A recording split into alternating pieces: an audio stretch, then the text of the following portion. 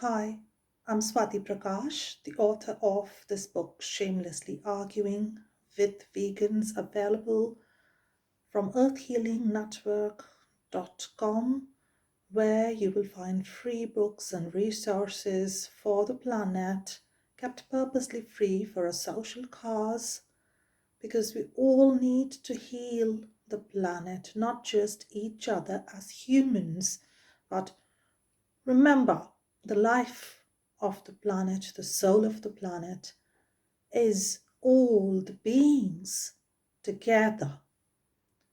And this is in danger, yes. We are in serious danger of extinction of all life on earth, starting soon. Now, veganism is well known as the number one solution to this huge crisis, this emergency we are facing.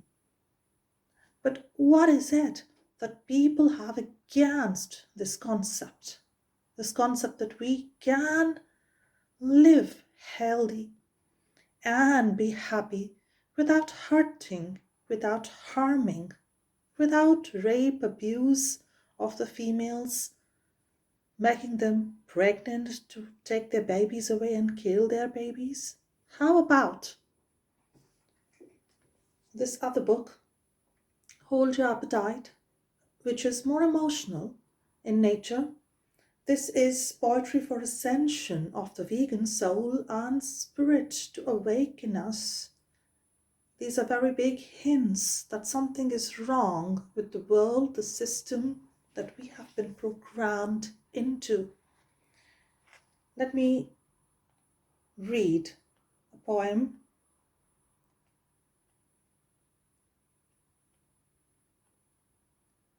This one says, wait. Vacant their gaze, empty the eyes, hopeless their voice, unheard their cries. Wait, say the champions of animal rights. The government cannot help you. We are not ready for this fight. Freedom from torture, murder, and pain. Humans deserve that, for the government will gain taxes and votes.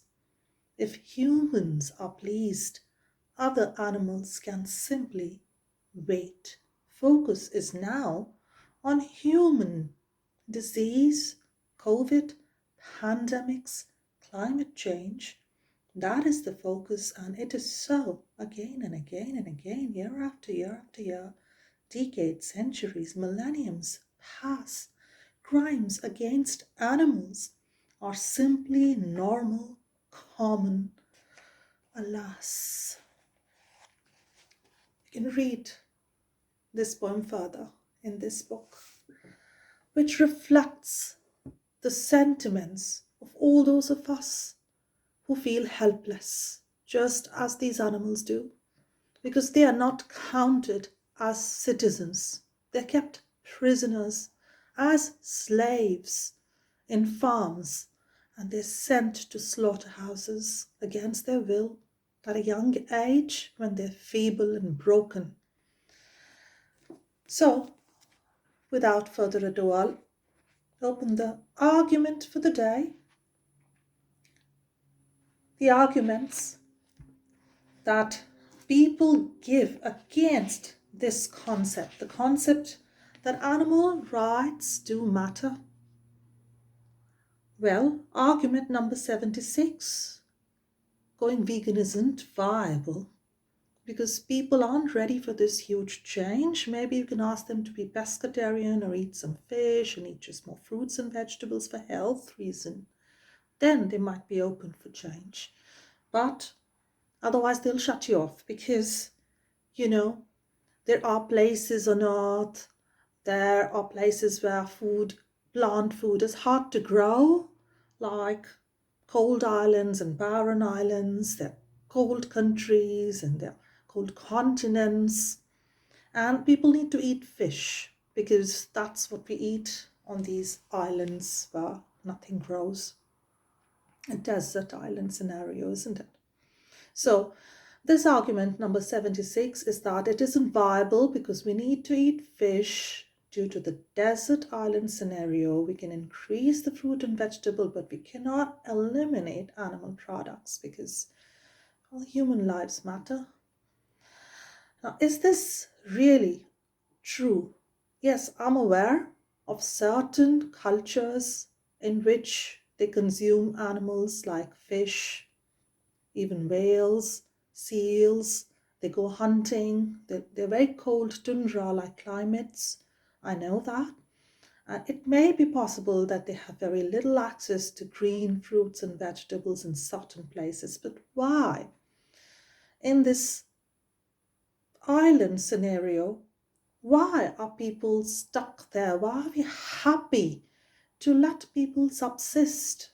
Someone told me hardly anything grows like moss. But how can this be an argument against our being vegan, where we can easily have supermarkets around us? We have our shopping trolleys being filled up from supermarkets where there are endless varieties of fruits and vegetables in almost every city and town or village of Earth. So these remote islands in which life is really difficult, why don't we just rescue people from there? They're stuck there eating these unhealthy, inhuman foods. Are animals food for human? Aren't they suffering? Aren't they in crisis? And what will happen in climate change when the glaciers are melting? When the poles are melting, we'll have so many climate refugees. Shouldn't we just send them some aid, some help to get them out of this dangerous environment that they're stuck in since generations, if there really are some people stuck like that? But we have no right to judge that the lives of fish don't matter, that they should be murdered on a priority basis to feed us hungry humans living in these posh towns, cities, and in these well-off places where we have all kinds of animal and plant-based foods around us. These are the people who are actually pro-abuse, they're anti-vegan, and they're giving a desert island hypothetical scenario to us, or a scenario of the Eskimos or Inuits, as a justification for their own non-veganism when they can go vegan easily. Now, we know that fish feel pain. Now, suppose there was someone hurting you with that hook in the mouth, how would you feel? Fish have pain receptors all over their body, and especially also in their mouth. It's very sensitive. Would you take a chance? And would you like to be born as a fish? Let's say there is hypothetically a scenario of rebirth. Would you like to be in that position? They are sentient. They die even gasping for breath because they cannot live without the water. So you pull them out of the water.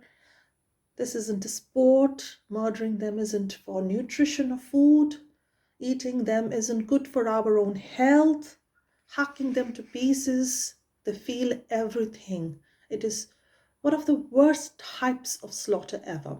There's no stunning, there is nothing that is even remotely, even obviously not humane, because we know that even these so-called humane slaughterhouses are not actually humane. Those are also lies. Now, we have a lot of options besides fish. I know you don't want to give up fish. That's the argument that, we need a little bit of fish or something in our food. We don't. These are all illusions created by the matrix that you need omega-3 from fish, because fish get that from seaweeds, and we can get that from seaweeds. My son consumes omegas and B12 from seaweeds, and it's great for me.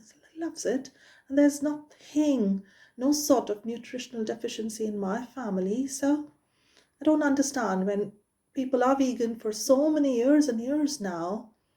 I am, so many others are. I don't understand why we still think that we might need to consume fish